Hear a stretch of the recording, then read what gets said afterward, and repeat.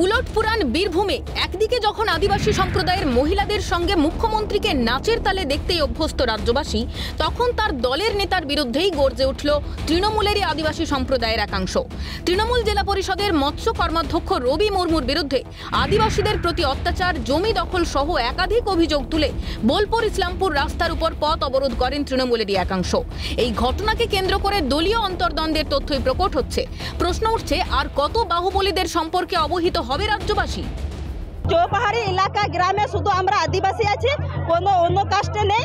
কিন্তু রবি মুর্মু নেতৃত্বে এইসব আমাদের আদিবাসী গ্রামে তাণ্ডব চালাইছে, টর্চারিং করছে, শুধু মার ধর মার দাঙ্গা। এই যে 14 জুলাই একজন আমাদের লোক ডান চোখে মেরেছে, ডান চোখে সিরিয়াসটা, ডান চোখে এখন খুবই সিরিয়াস। আমাদের আদিবাসী উপরে রবি এইসব টর্চারিং চালাচ্ছে, তাহলে আমরা কিভাবে বাঁচবো?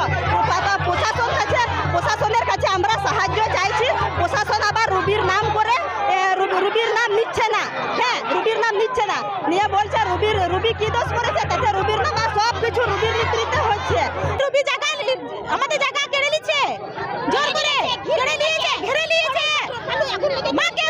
মাকে মেরে শুইয়ে দিয়েছে মাটিতে, আর জোর করে ঘিরে নিয়েছে। আমাদের পাট্টা কাগজ আছে, ওদের কিছুই নেই।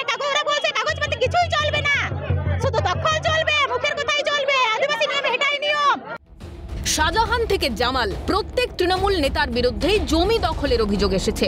এবার বীরভূমের তৃণমূল নেতা রবি মুর্মুর কর্মকাণ্ডেও হতচকিত রাজ্যবাসী। যদিও অভিযোগ অস্বীকার করে আন্দোলনকারীদের বিজেপির লোক বলে চালানোর চেষ্টা তৃণমূল নেতার।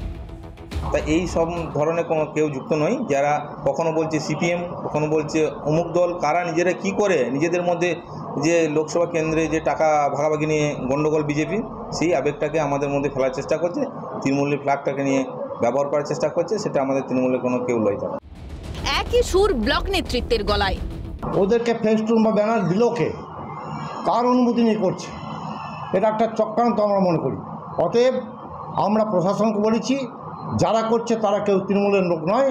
অতএব তাদের বিরুদ্ধে প্রশাসনিক ব্যবস্থা নেওয়া হবে এবং তাদের বিরুদ্ধে আমরা অভিযোগ করব না। তৃণমূল কংগ্রেস কর্মী আমরা, আমাদের নামে বিরোধীরা বিভিন্ন রকম অভিযোগ করবে, সে অভিযোগ আমরা খণ্ডন করার দায়িত্বে আছি। কারণ তারা অভিযোগ করতেই পারে, সত্য মিথ্যা সেটা যাচাই করতে হবে, কিন্তু যেটা করছে সেটা আমাদের দলের কেউ নয়। শাসক নেতারা ঘটনার কথা অস্বীকার করলেও প্রশ্ন উঠছে, শাহজাহান বা জামালের বিরুদ্ধে জমি দখলের অভিযোগ তো মিথ্যে নয়, তাহলে জনবিস্ফোরণই কি দুর্নীতি প্রকাশের চাবিকাঠি? সে কারণেই কি সম্মিলিত আন্দোলনের পথে তৃণমূলেরই আদিবাসী সমাজ? এই আন্দোলন প্রসঙ্গে বীরভূমের বিজেপি জেলা সভাপতি ধ্রুব সাহা বলেন, জেলা জুড়েই আদিবাসীরা লাঞ্ছিত, বঞ্চিত। কয়েকদিন আগে আদিবাসীদের স্বার্থে, আদিবাসীদের গ্রামের জলের স্বার্থে আন্দোলন করেছি আমরা কয়েকজন নেতৃত্বকে নিয়ে এখানে রামপুরহাট বিধানসভা নারায়ণপুর গ্রামেতে। সেখানেও কিন্তু জল এখনো পর্যন্ত আদিবাসীদের গ্রামে দেওয়া হয়নি। উপরন্তু আমরা আদিবাসীদের স্বার্থে কথা বলেছি বলে নন বেলেবল কেসের ধারা দিয়ে কেস দিয়েছে। তো বোলপুর সহ বীরভূম, রামপুরহাটের সর্বত্র আদিবাসীরা আজ লাঞ্ছিত, বঞ্চিত, উপেক্ষিত, অত্যাচারিত। এই যে ব্যবস্থা চলছে, তৃণমূল কংগ্রেস জমিদারির মতো নির্বাচনের সময় কিছু জেহাদিকে নিয়ে নির্বাচনে বৈতরণী পার হয়ে যাচ্ছে, ভোট লুট হচ্ছে, মানুষের গণতান্ত্রিক অধিকার ধ্বংস হচ্ছে। এদিন আন্দোলন করতে গিয়ে পুলিশি অতি সক্রিয়তার মুখেও পড়তে হয় আন্দোলনকারীদের, সিভিক বাহিনীর বাধার মুখেও পড়েন তারা। কিন্তু প্রশ্ন উঠছে, অভিযোগের বিচার না করে আন্দোলন রোখার মরিয়া কৌশল কেন প্রশাসনের? তাহলে কি কাউকে আড়াল করার চেষ্টা? তাদের অভিযোগ যে অবিলম্বে রবি মুর্মুকে দল থেকে সরাতে হবে, এবং তৃণমূল যেহেতু করে এবং তারাও তৃণমূল, খুব স্বাভাবিকভাবে তৃণমূলে গোষ্ঠীদ্বন্দ্ব আবার কিন্তু নতুনভাবে প্রকাশ পাচ্ছে। বীরভূমে ইলামবাজার থেকে অমরনাথ দত্ত, ক্যালকাটা নিউজ।